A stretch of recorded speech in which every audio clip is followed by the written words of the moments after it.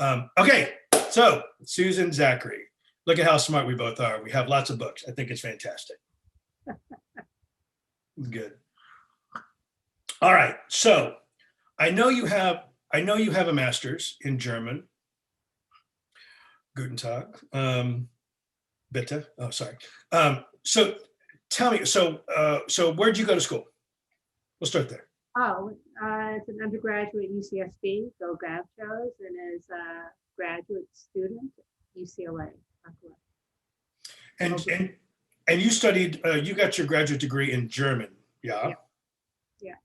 Now, okay, so let me ask you, so what was your thought process there? What was your goal? When I was an undergraduate, I did an independent major, and it was German studies, which allowed me to, because I'm the type of person that I am, go to Austria for a summer and get 12 units of credit.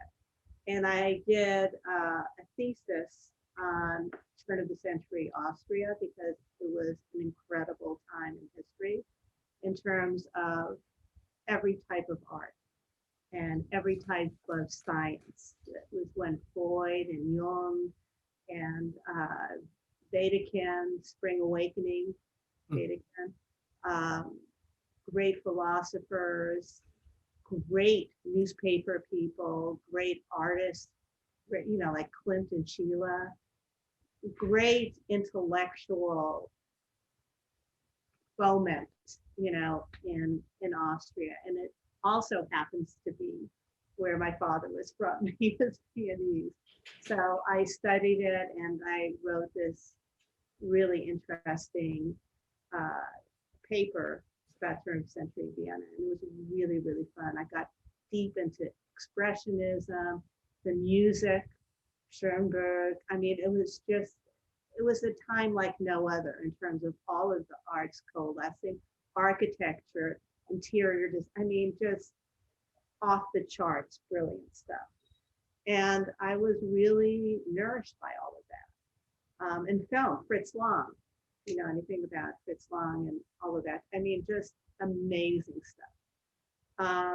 And then I, graduated and I longed for it again. So I got into graduate school and I got a money, scholarship. And I knew the first semester that I had made a terrible mistake. I'm one who always finishes things that I started. So I got my master's degree and they wanted me to continue on and get a PhD. But there was absolutely no, they were going to double my scholarship to stay around. I said, no way, because I didn't want to move to Ohio to teach German to people, in the cold. I wanted to be here. Yeah. And then I got a job in advertising and public relations, and then shifted into film and television. My second job in advertising public relations was for a company that did only motion picture advertising, and then I got a job at Film. And that was it. Then I was on my way.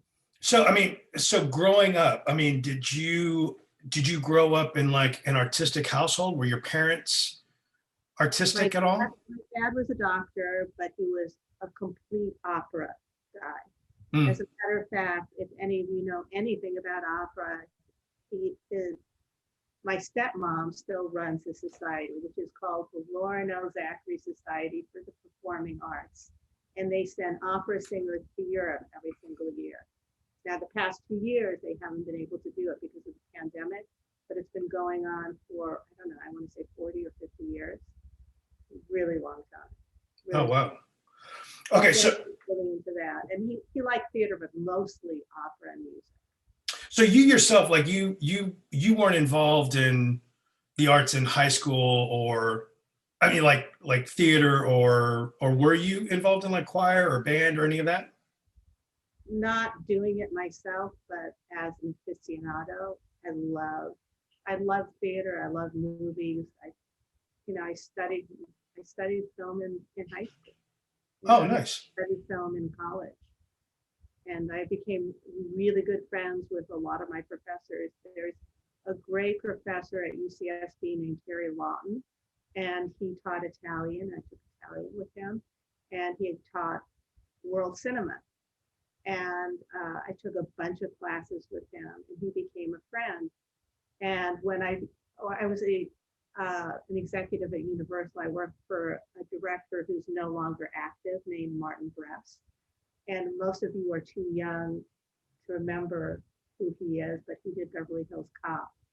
And when I was working with him, I found an Italian film that starred Vittorio Gassman and a novel of the same name called Scent of a Woman. And I optioned it, and I had my professor from UCSB, Harry Lawton, translate the film and the book. And it became the only film that earned Al Pacino an Academy Award. So you got into, so you did advertising, and then moved into development? I became a reader at Paramount. That was my entry. But I was discovered by the then president of Paramount Television named Gary Nardino. And he literally plucked me out of the ranks and called me his secret weapon. And this was a time, I'll tell you a really good story about Paramount Television. This was a time where it was Charles Bluethorn, who's dead a million years.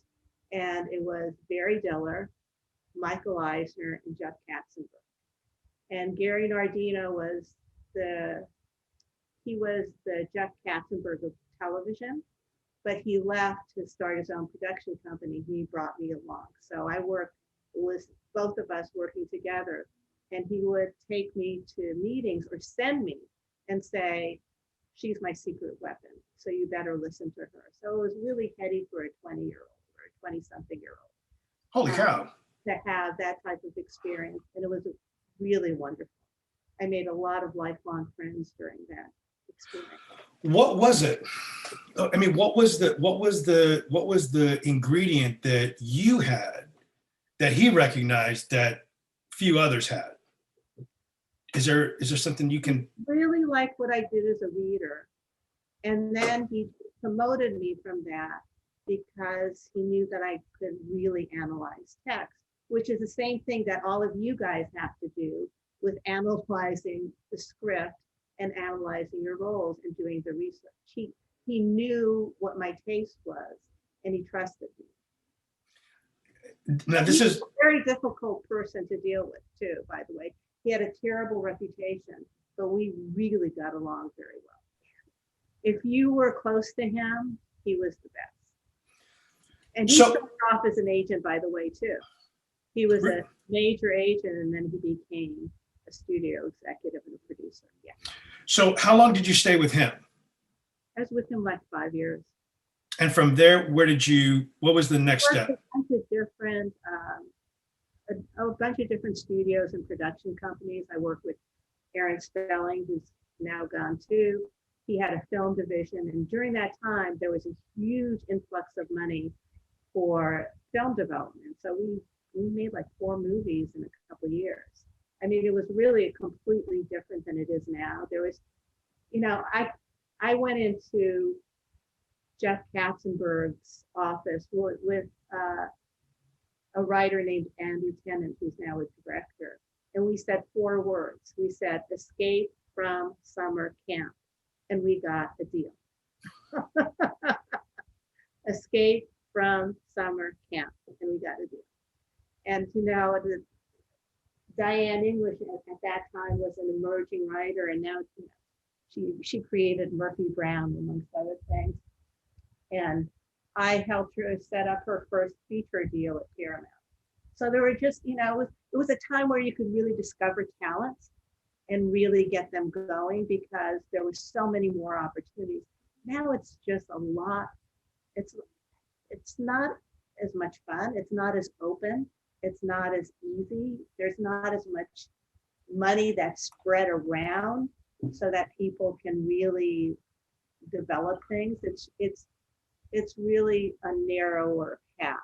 So let me ask you, and we'll get back to to how you came up, but let me ask you, why do you think it is? Why do you think that it's changed the way that it has? Because of uh, consolidation, because now Fox and Disney are one in the So it's consolidation. I mean, are there other factors that you can well, pinpoint? there were so many studio deals back then. I mean, I had as an independent producer, I could get a studio deal or a sub studio deal, and now it's really hard to do. Now they're just there isn't the same proliferation of those type of opportunities. And if you're an independent producer, you have to be independently wealthy. You really do, because you spend so much money and time developing things, and green lights go to yellow lights, go to red lights. And that was my experience even 20 years ago. So, but we keep talking about like this being this great platinum age of television. We have all of these platforms. We have all of the, I mean, I don't, this is the thing that the numbers side of me just doesn't understand. With all of these new platforms, with all of this content, why does it seem like there are less opportunities, both for producers and for actors? Because this is the thing, it doesn't feel like any of the actors that I know are getting any more opportunities than were available 20 years ago when we had fewer cable or fewer streaming or fewer insert whatever is new. You know what I mean? So I guess that's is it is it that the moneyed few are holding on to the money and the opportunities? I mean, am I making sense? The question that I'm asking, because I feel like maybe I got lost in the middle there. It was a big difference between television and film, and film actors never wanted to do TV. They never wanted to do TV. And now we don't know what film is going to look like moving forward. It's a big question mark. So all of the movie stars are now doing television. The only place that still pays real money is the networks, because Netflix and Amazon and all the other venues are just saying, you should be privileged to be working here. When I try to negotiate better money for my clients, they say, who's the second choice? Mm-hmm. And I'm not asking for anything outrageous. I'm just asking for something that's respectful for my clients who are talented and have earned much more money than is being offered. Okay, let me think. I am trying like holy hell to figure out like how the economics have changed. Yeah. And I was curious if that is something that you can speak to just by virtue of like having been in the business on so many different sides. Not only as an independent producer, but also as, a former agent, as somebody who's in development, what are there like one or two things that you can point to say, this is why we are in the state that we're in right now as an industry, where it seems like, okay, I'm going to finish thought. It seems like what's happening in LA in this business mirrors the broader economy of like the rich getting richer and everybody else having to like settle for scraps. I think that's true. So what is it? I mean, like, is it that there's 12 executive producers on any given show and all of those get a piece of licensing, and so that doesn't trickle down to anybody else down below? Or, I mean, because it seems like the networks and studios are happily content to make series that are 10, 13 episodes as opposed to 22 season episodes, and that the unions haven't quite caught up to that reality. And so it's like we're playing two different games. We're playing Pong, and the studios and networks are playing like Xbox One for lack of a better analogy, if that makes sense. Mhm. I think there is a huge discrepancy between the people at the very top and everybody else.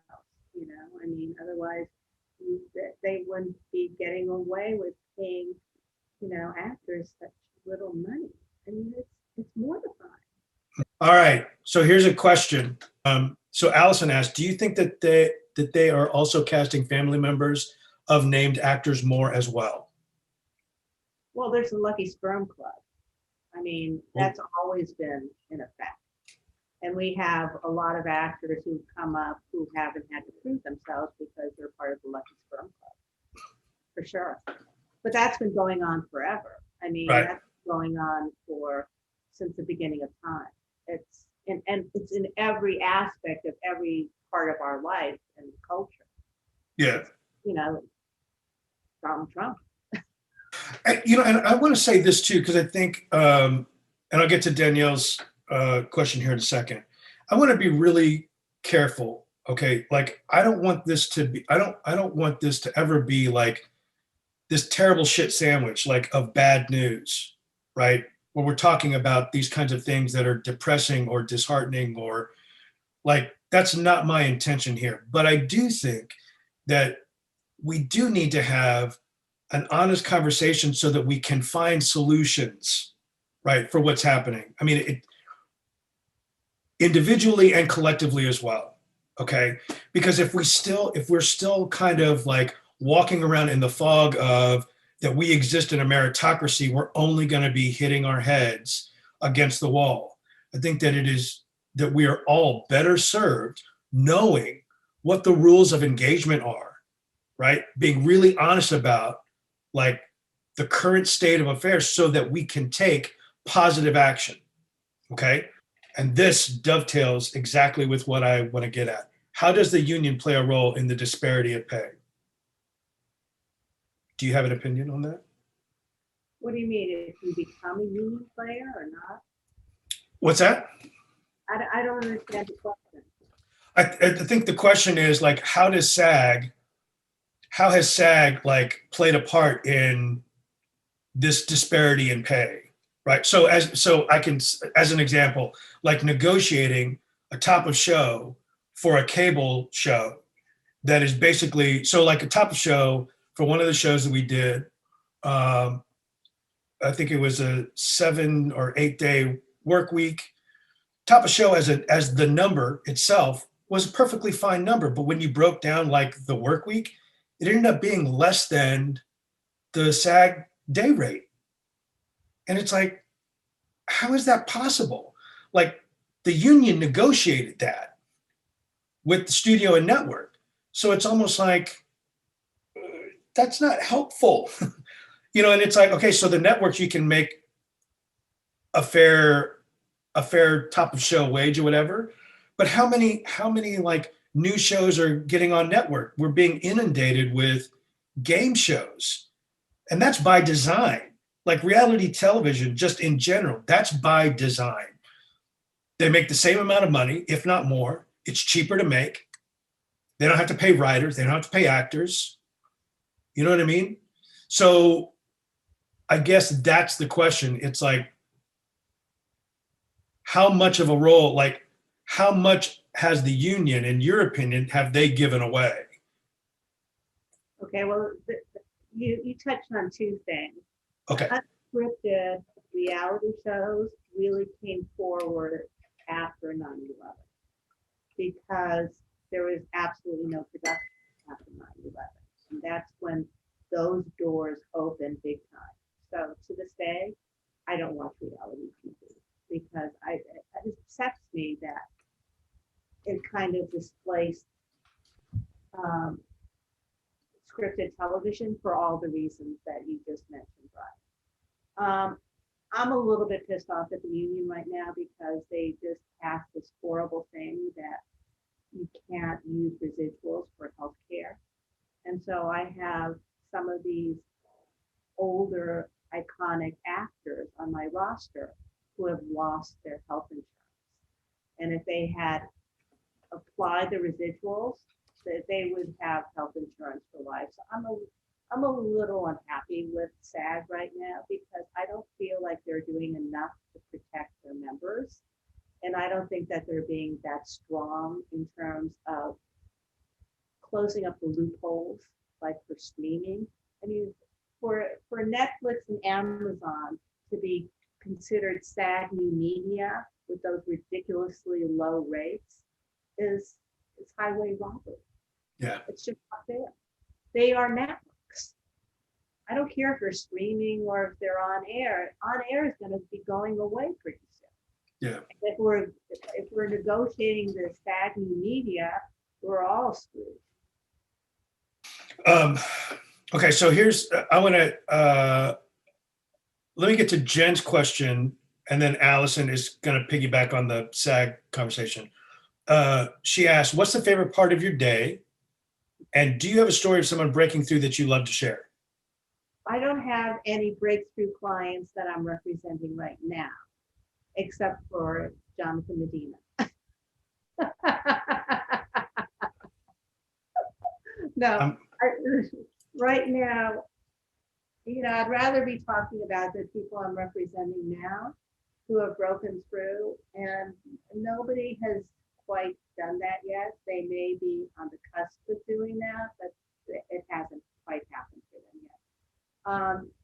One of my clients did book a series regular role, but it was for Nickelodeon. So that's another place where they woefully underpaid their actors.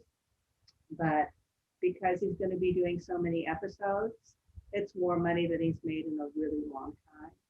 And, he is so hugely talented that it was, what happens for me is when my clients book series regular roles, I first scream and then I cry because I'm so happy that it's happened. And then I just cry with tremendous relief that all of this hard work and what we all believed in, really materializes. So, it does happen. And it happened this past season that my client did with the series regular role, but I can't say who it is because it hasn't been announced yet. As you look at the course of your life to this point, do you feel like it was always moving towards management, or is it just something you kind of chanced upon that ignited you? I made the conscious decision not to continue independent producing because I had a son at that time who was young, and I had to help get him through college. And the money was really iffy as an independent producer. I was costing more than I was earning in many regards, because even when you have a great payday, which could be like $300,000, when you prorate that over the amount of years it takes to get something launched, it's iffy. It's really iffy. So I knew that representing actors would be a way of, they book the job, they don't book the job, you move on. It's just, it's not as time intensive. And, if you have a property that you're trying to set up and it takes 10 years, that's normal. It's really normal. So I like the speed of working with actors and knowing if it's going to happen or not, and then you move on to the next. Mm-hmm. And I like managing much more than I like agenting, because agenting is much more about the bottom line dollar, and management is much more about the interpersonal relationship that I have with my clients, and knowing who they are as full people and helping them achieve their dreams and goals and really cheerleading them. Whereas as an agent, if clients aren't delivering and you don't see that, they're cut. And I don't know. What is your recommendation for actors? Okay, so given everything that we've talked about tonight, right? The things that we all recognize and see with our own two eyes, what can the actor do to take control of their artistic life, of their career? What are those steps that they can take to like be proactive and not be disheartened by the tidal wave of bad news? Yeah, yeah. Well, I'll say that managers are the first defense and agents because we get the no's. And, I have a saying, my job begins at no. So if I get a no and I think someone's making a mistake, I have to really fight with casting and producers and the network and everybody. No, please, no, please, thank you, please. I'm sorry, I got distracted. That's okay. So we really have to fight with them to, change their mind and change their perspective. And I've done that several times. But you have to keep the faith. You have to do the legwork. You have to study the material. You have to study who's involved. You have to get a sense of what the tone of the show is. If it's a Greg Garcia show, what kind of shows has he done in the past?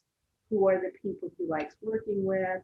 What does the collective body of work look like? And then look at the script itself, see where either the jokes are or the drama is, and really do research into the character that you are going to be inhabiting. So that when you perform, whether it be on Zoom or on, in a self-taping studio or at home with, your halo light or whatever, that you're giving it all, your all, and that you're distinguishing yourself from everybody else. So at the end of the day, you have to feel really, really solid in your own performance, and that you know that you've given it everything you can. And I think that you have to really pay attention to the words on the page and the instructions and all of the little details that come forward. But then when you go in to record or to, do the role in whatever capacity, you have to wear it as a loose garment so that it's really yours. That it's not, you're not in your head, you're not tight, you're not thinking about what's the next word. You just know who this character is because you're embodied. Let me ask you this: How has I find this interesting? How has like everything going digital, everything going online, has that been like a huge positive for actors by and large, or no? I think it's a mixed bag. I think that, expectations from self-tapes is so much higher now than it's ever been. I mean, it's always been high because casting directors and executives, producers believe, rightly so, that if you're self-taping, you can do it again and again and again and again and again until you have your best performance. And I don't think that's wrong. So there's a lot of pressure on really doing it as well as possible. And that's an advantage that you can do that. The disadvantage is that you're working in a vacuum and that you're not getting the adjustments and suggestions and the notes and the whatever in real time from somebody. And even, for me, watching and then uploading my client's work, if it's right up against the deadline, I can't give anybody notes. I just have to say, really nice job, boom. But if they give it to me with some advance notice, then I can give them notes and have them go back and do it again. Now, that can be difficult for a lot of clients who aren't making that much money and they're paying for studio time. They don't have a setup at home, or they don't have the confidence to do it at home, and they have to spend money to go back and do it again. So you have to weigh that in too. It's complicated. Here's a question from David. What are your favorite ways to be pitched by actors for representation? What do you hope to see slash here, etc. Thanks. I only look at people who have been recommended to me by people I know. I don't take blind submissions unless there's something that is just like so super wow. I just can't. I have way too many clients as it is, and a lot of clients from my old days at Susan Zachary came back to me. And once I've represented somebody, and it's been a good relationship, it's hard for me to say no. So I I have to draw the line there. I have to just say, unless you're coming in. As a matter of fact, one of my agent friends sent me somebody, and their materials were kind of like meh. I mean, the reels weren't hooked up properly, and I'm just reminded I have to get back to him and say, fix those materials. Otherwise, what can I do? I can't, I, because I have to see in a client something that I can really get passionate about, because I'm I'm the first line of getting those no's.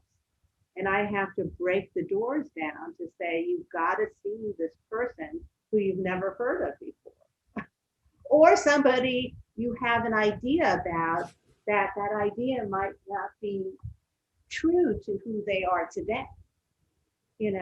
Like some of my really famous actors, people think they're divas. They're not divas. They want to work. They want to work. Well, this has been awesome and fantastic, and I so appreciate you just taking the time. Okay, so now everybody, you can unmute yourselves and thank Susan. Yay! God, but so loud. We love you, Susan. Thank you. Thank you so much. Thank you. All right, Thanks, you Susan. You. see, Thank you, Thank you. Brian. You're very welcome. This is why I don't let you guys have the mic on, because it's just this cacophony. I think we're done. I think that's it. I think I'm going to sign off. What do you think? Sounds good to me.